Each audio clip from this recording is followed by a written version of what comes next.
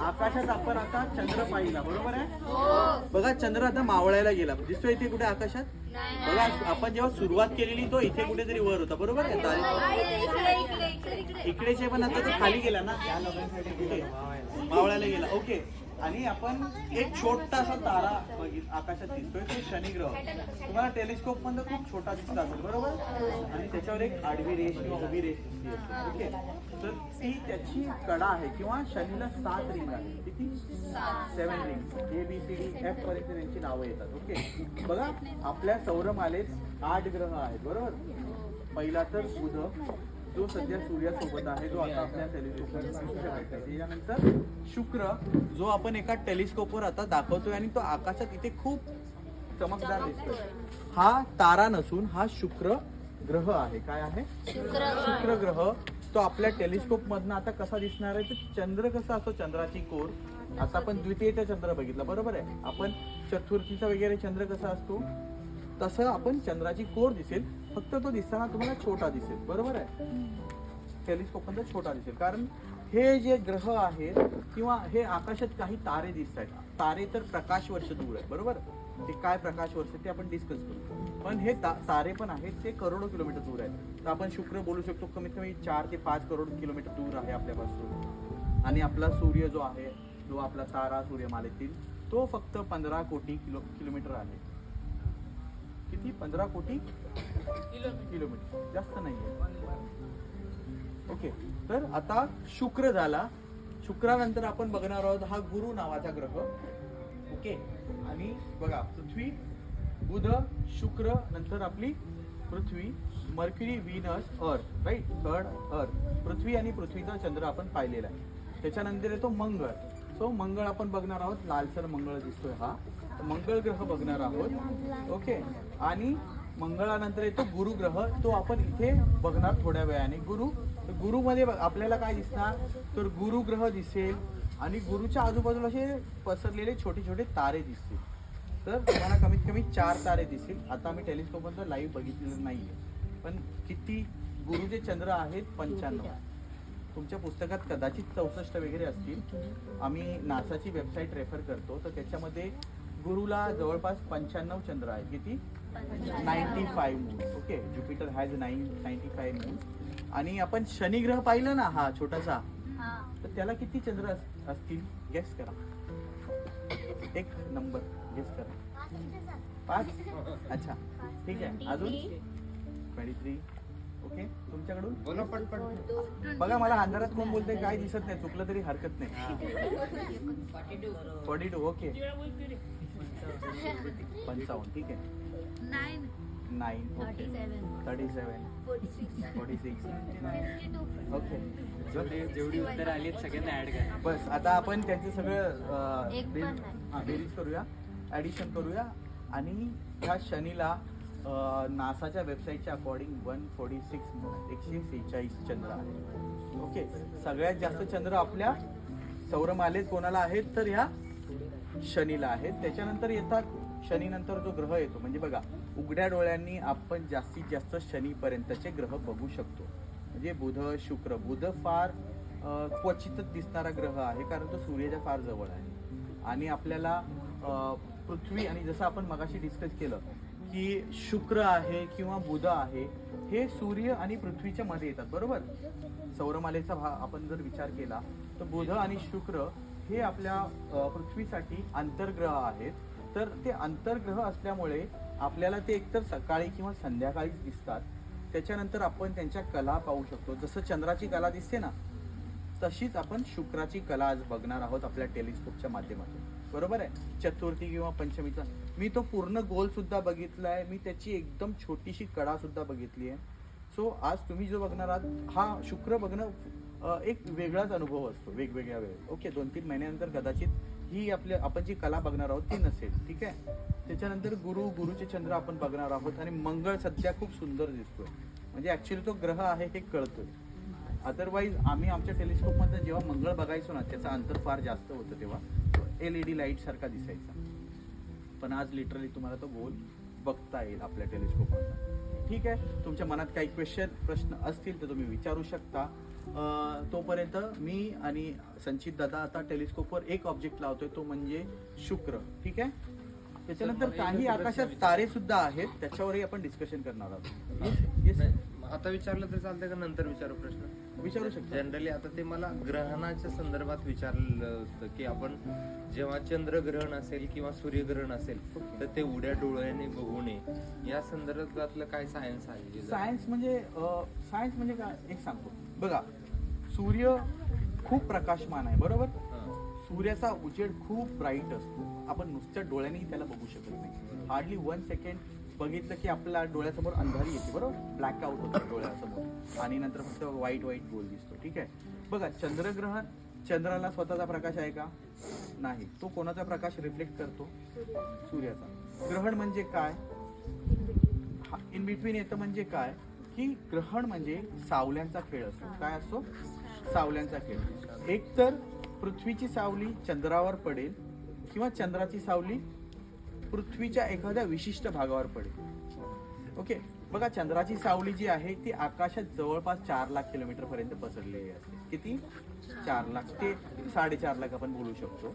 तर पृथ्वी आणि चंद्रामधलं अंतर ॲव्हरेज 4 लाख आहे, तर ते कमी जास्त होत असतं. 3.5 किंवा 4,20,000, 4.25 लाख वगैरे होत असतं. पण पृथ्वीची सावली ही जवळपास 10 लाख किलोमीटर पर्यंत आता अवकाशात आहे आणि आपण त्या सावलीमध्ये जाणार आहोत थोड्या वेळात. ठीक आहे. तर कधी कधी अशी वेळ काळ येते की हे तिन्ही ऑब्जेक्ट एका लाईनीमध्ये येतात आणि कधी कधी पृथ्वीची सावली चंद्रावर पडू शकते. त्यावेळी कोणतं ग्रहण होणार? पृथ्वीची सावली चंद्रावर पडली तर कोणतं ग्रहण होणार? कोण गायब होणार? चंद्रग्रहण म्हणजे सावली पडते चंद्रावर. ओके. मी लहान होतो तेव्हा आई बोलते बाहेर नाही जायचं. हा, तर ती राहू केतू असे राक्षस असतात. मी पण म्हटलं राक्षस तर कशाला जायचं बाहेर, तो सूर्याला खाऊन टाकेल. अरे म्हटलं, पण जेव्हा समजायला लागलं, एक्सप्लोर करायला लागलो, तेव्हा कळलं की हे राहू आणि केतू आकाशातले असे बिंदू आहेत की त्या बिंदूला ह्या तिन्ही गोष्टी आल्या की ग्रहण होतं. ओके. त्यांचा आकाशात वेगवेगळ्या पॉईंट आहे, पण तिकडे ह्या तिन्ही गोष्टी एकत्र आल्या पाहिजेत तेव्हाच ग्रहण पॉसिबल. ओके. तर आपण चंद्रग्रहण समजून घेतलं. आता समजा चंद्राची सावली पृथ्वीच्या विशिष्ट भागावर पडली तर तिथे आपल्याला काय बघायला मिळेल? चंद्राची सावली पृथ्वीवर पडली तर कोणतं ग्रहण? सूर्यग्रहण. बरोबर. सावली कोणाची पडणार? चंद्राची. सूर्याची सावली पडू शकते का? का बरं? कारण तो स्वतःच प्रकाशमान आहे. तर हा सावल्यांचा खेळ असतो. आणि सरांनी जो प्रश्न विचारला की कोणतं ग्रहण आपण नुसत्या डोळ्यांनी बघायचं नाही, तर ते आहे सूर्यग्रहण. ओके. सूर्यग्रहण म्हणजे काही विशिष्ट रेज नाही आहेत असं नाही बोलू शकत. तीच सूर्यप्रकाश, तीच सूर्याची प्रकाशाची किरण तीच येतात.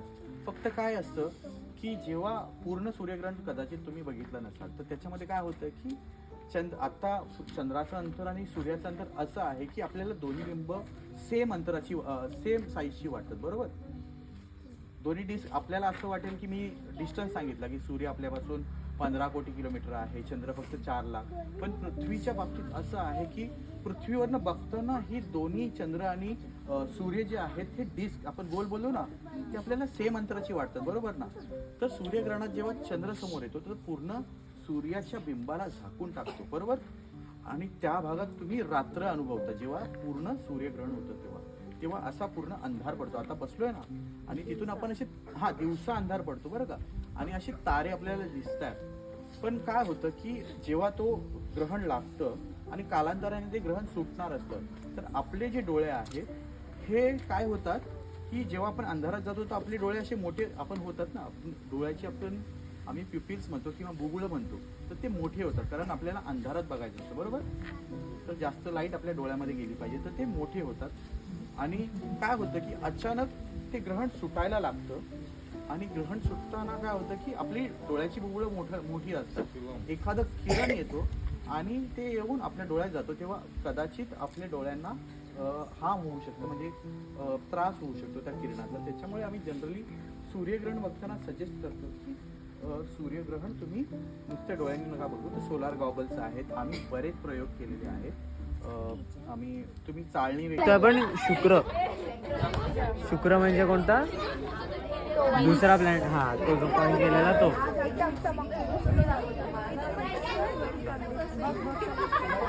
शुक्र आपल्या सोलर सिस्टम मधला सगळ्यात ब्राईटेस्ट म्हणजे आपल्याला दिसणार. आणि एकच येतो तो. आले दोन आले. कशी दिसतीच्या तारा आहे. ज्युपिटर गुरु तुम्हाला दिसेल आता सगळ्यांना. तो हँडेल एवढाच घेऊ शकतो व्हिडिओ. ठीक आहे. ओके, आता आपण जाऊया पुढचा जो ग्रह आहे त्याचं नाव आहे मंगळ ग्रह. ठीक आहे, मंगळ ग्रह इकडे दिसतोय तुम्हाला. हा, पण आता मंगळ लाल का दिसतो? सांगा, कारण सांगा. मंगळ हा ग्रह लाल का दिसतो? मंगळ ग्रह मला म्हणजे 5वीच्या खालची मुलं नाही, पण 7वी 8वीच्या मुलांना कदाचित उत्तर माहीत असलं पाहिजे. बघा, गुरु, शुक्र, शनी आणि गुरु, शनी, युरेनस आणि नेपच्यून हे ग्रह जे आहेत हे अश्विनींच्या पट्ट्याच्या त्या बाजूला आहेत.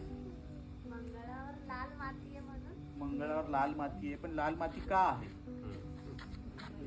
उत्तर तू सांगितलं छान. उत्तर बरोबर आहे, लाल माती आहे. पृथ्वी निळी का दिसते? पाण्यामुळे. म्हणून मंगळाची माती लाल आहे, म्हणून लालसर दिसतं मंगळ. बरोबर, असं म्हणणं आहे.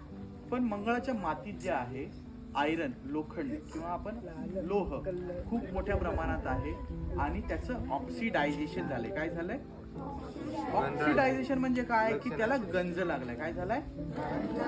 गंज, किंवा आपण म्हणतो ना गंजलं, रस्टेड, इट गॉट रस्टेड. जेव्हा गंज लागलेली एखादी गोष्ट आपल्याला कशी दिसते? लालसर किंवा आपण थोडंसं पिवळसर दिसते ना. तर मंगळाच्या मातीला गंज लागला, आपण असं समजूया. त्याला आपण सायंटिफिक भाषेत ऑक्सिडायझेशन म्हणतो. काय म्हणतो?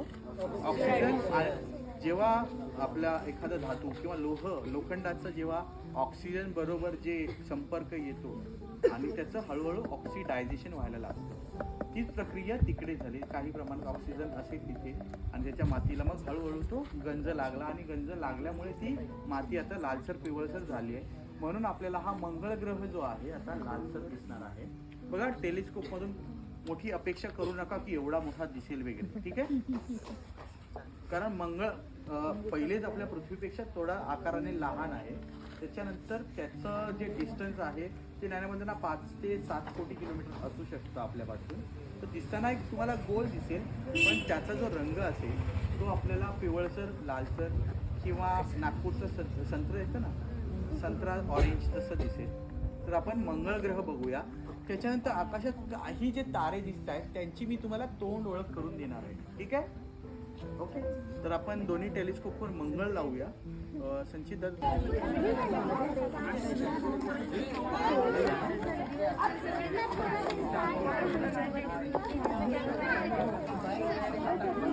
येताना सावकाश